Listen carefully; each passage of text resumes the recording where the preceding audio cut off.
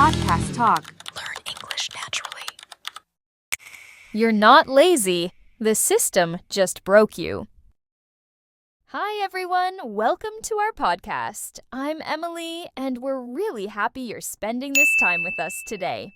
Hi, everyone. I'm Daniel, and today's topic is something many of us quietly struggle with. Today, we want to talk about something that often feels personal, but is actually much bigger than one person. We're talking about laziness, or at least what we're told is laziness. Because so many people hear this word all the time. You're lazy. But what if that label is wrong? What if you're not lazy at all, but simply exhausted by the way the system works? Yes, what if the problem isn't you, but the environment around you? Many people wake up already tired before the day even starts.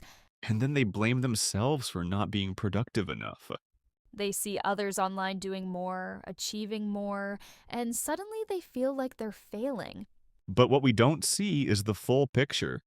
We don't see burnout, pressure, anxiety, or the lack of real rest. The system rewards constant movement, not balance. You're supposed to always do more, learn more, earn more. Somehow also stay happy and calm at the same time. Which already sounds impossible. When you can't keep up, the system doesn't ask why. It just gives you a label. Lazy, unmotivated, not good enough. And those words don't just disappear. They slowly start living inside your head, shaping how you see yourself every single day. At first, you hear them from others, but over time you begin repeating them to yourself without even noticing.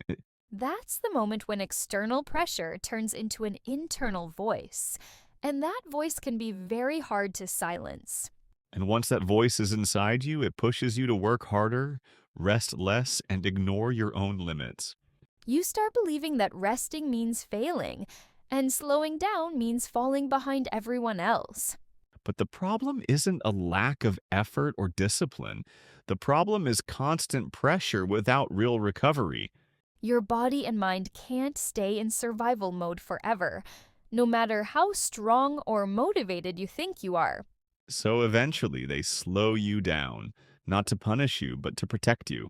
And that slowdown is often misunderstood, especially in a world that only celebrates speed and results. That's why it's so important to question the idea of laziness, because many times it's not laziness at all. When people say, "you're lazy," they rarely stop to ask what kind of pressure you've been living under for months or even years. Exactly, because the system prefers simple explanations, and blaming the individual is much easier than questioning the structure. It's easier to say something is wrong with you than to admit that the rules themselves might be unrealistic. And those rules are everywhere in work culture, education, social media, and even in how we talk to ourselves. You're expected to always be improving, always productive, and always moving forward without pause. Somehow also enjoy every moment of it. Which sounds nice in theory, but feels very different in real life. Because real life includes fatigue, uncertainty, and days when your energy is simply gone. And none of that means you're failing or doing something wrong. It means you're responding naturally to constant demand. But instead of rest, the system often pushes you to try harder and ignore the signals. That's how burnout slowly becomes normalized. People stop asking, "How are you?" and start asking, "What have you done?" Yes, value becomes tied only to output. And when your output drops, your self-worth often drops with it. That's a very heavy thing to carry every day. Especially when no one teaches you how to rest without guilt. Rest is treated like a reward, not like a basic human need. So people wait until they're exhausted enough to deserve rest. And by that point, real recovery takes much longer. This cycle can last for years, quietly breaking people from the inside. And then they're told they just need more discipline. As if discipline alone could fix emotional exhaustion. That advice sounds strong, but it misses the real issue. The real issue is that humans aren't designed to function like machines. Machines can run nonstop, but people need cycles of effort and rest. When those cycles are ignored, something eventually breaks. Usually not loudly, but slowly and quietly. That's why so many capable, intelligent people feel stuck. Not because they lack ability, but because they've been pushed too far for too long. When you hear this often enough, you start wondering if something is fundamentally wrong with you, instead of questioning the system that never allows you to fully recover. Yes, because self-doubt is much easier to internalize than structural problems that feel too big to fight. You begin adjusting yourself to fit expectations, even when those expectations slowly drain your energy and motivation. And at some point, you don't even remember what it feels like to be rested. Rest starts to feel uncomfortable, almost like you're doing something wrong by stopping. That's a clear sign that something in the system is broken, not in you. Because rest shouldn't need to be earned, it should be part of a healthy rhythm of life. But instead, rest becomes something you postpone until everything is done, which rarely happens. And that constant postponing slowly teaches your nervous system to stay tense all the time. Living in that state for too long changes how you think, feel, and even how you see yourself.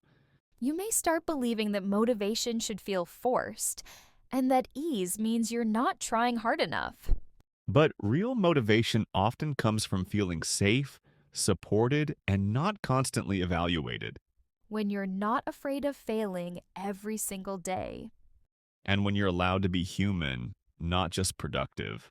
That's something many people only realize after burnout forces them to stop. Unfortunately, the system often waits for people to break before acknowledging limits. And even then, the message is often recover quickly and get back to work. As if recovery were a simple switch you could turn on and off. But healing takes time, and that time is rarely respected. Which makes people feel guilty for needing exactly what they need. And guilt is a very powerful tool for control. It keeps people moving even when they're empty inside. That's why so many people confuse exhaustion with laziness. Because exhaustion doesn't always look dramatic, it often looks like silence and withdrawal. Like losing interest in things you once cared about deeply. Or struggling to start tasks that feel overwhelming, not meaningless. That struggle is often misunderstood and judged very harshly. Especially in cultures that glorify hustle and constant achievement. But slowing down doesn't mean giving up. It often means trying to survive. And survival is not laziness, it's a natural response to too much pressure. When you finally understand this, there's often a strange mix of relief and sadness because you realize you weren't broken, you were just overwhelmed for a very long time. That realization can change how you see your entire past. You start rethinking moments you were ashamed of, the days you couldn't get up, couldn't focus, or couldn't keep going. And instead of seeing failure, you start seeing warning signs that were ignored. That shift alone can be very healing because it replaces self-blame with understanding. Understanding creates space for compassion. And compassion, especially toward yourself, is something many people were never taught how to practice. Yes, we're often taught discipline and endurance, but not how to listen when something hurts. So when exhaustion shows up, people don't recognize it as a signal. They see it as a weakness. And that misunderstanding keeps the cycle going. Breaking that cycle often starts with something very small and very quiet, like allowing yourself to rest without explaining it, defending it, or feeling the need to prove that you still deserve respect. And that kind of rest can feel deeply uncomfortable at first, especially if you've been trained to associate worth with constant effort. Because guilt doesn't disappear immediately, it shows up quietly and asks why you're slowing down, why you're not doing more, and why you're choosing yourself. If that guilt goes unchallenged, it slowly takes control over your choices and convinces you that rest is something dangerous. Over time, learning to rest becomes an act of quiet resistance, not against work itself, but against expectations that ignore human limits. which sounds dramatic when you say it out loud, but for many people, it's completely real. Yeah, resting as rebellion was definitely not something we were prepared for. Yet for many people, that first moment of rest becomes the point where they finally start feeling alive again. Because when you're no longer constantly exhausted, your curiosity slowly returns, your creativity wakes up, and motivation begins to feel natural again. And none of those things come from pressure or fear. They come from feeling safe enough to breathe. Safety to move at your own pace, to make mistakes without panic, and to have days when doing less is simply okay. That kind of safety slowly changes how effort feels in your body and mind. Effort stops feeling like self punishment and starts feeling like a conscious choice you're allowed to make. And choice brings back a sense of control that isn't about perfection, but about balance. Not control over outcomes or results, but control over how much energy you give and when you allow yourself to pause. That's a much healthier, more sustainable form of strength. And it allows you to slowly rebuild your relationship with work, rest, and your own worth, Without rushing, forcing, or comparing yourself to others. which is something the system rarely encourages, but something people deeply need in order to stay well. And recognizing that need is not weakness, it's awareness and self respect.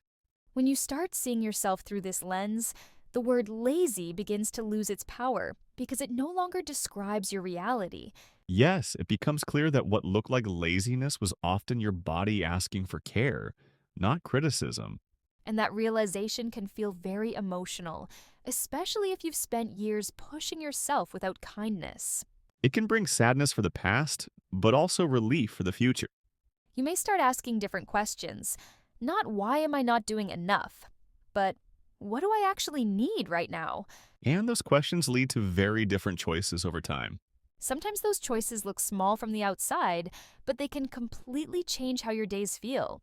Like choosing rest before burnout, or saying no before resentment builds up. Those moments don't usually get praise, but they protect your energy in a very real way. And protecting your energy is not selfish, it's necessary. Because without energy, even things you love can start feeling heavy and overwhelming. That's often when people lose motivation, not because they don't care, but because they're depleted. Understanding that difference can change how you treat yourself on hard days. It can replace harsh self talk with patience and respect. And patience doesn't mean giving up, it means staying with yourself instead of abandoning yourself. That's a powerful shift many people never get permission to make. But you can give yourself that permission, even if no one else does. And once you do, the way you move through life slowly starts to change. You may still work hard, but it no longer comes from fear or self-punishment. It comes from choice, clarity, and respect for your limits. That's when productivity becomes sustainable, not exhausting. And life starts feeling more balanced, even if it's still challenging. So, if you've ever felt lazy, unmotivated, or behind, we hope this conversation gave you a different perspective. Because you're not broken, and you were never the problem. The system doesn't always work for human needs, and that's important to say out loud. And recognizing that can be the first step toward treating yourself better. As we come to the end of this conversation, I hope you're leaving with a little more kindness toward yourself than you had before. Because questioning the system doesn't mean rejecting effort. It means choosing a way of living that doesn't cost you your health. It's okay if this idea feels new or even uncomfortable. Growth often starts exactly there. And you don't have to change everything at once. Small shifts can create real change over time. Maybe it starts with listening to your body or allowing yourself to rest without explaining it to anyone. Those choices may seem quiet, but they are powerful. And if this episode helped you feel seen or understood, that means a lot to us. Thank you for spending your time with us and for being open to this conversation. If you enjoyed this episode, please subscribe to our channel and follow us for more honest conversations and natural English. We share stories, ideas, and topics that help you think, feel, and learn at your own pace. Learning English doesn't have to feel rushed or stressful. It can feel human and supportive. So feel free to come back to this episode, listen again, and notice how your understanding grows. And remember, progress doesn't always look fast, but it's still progress. Take care of yourself and be gentle with where you are right now. We're really glad you were here with us today. We'll be back soon with more conversations like this. Until then, keep learning, keep questioning, and keep taking care of yourself. Thanks again for listening, and we'll see you next time. Bye, everyone.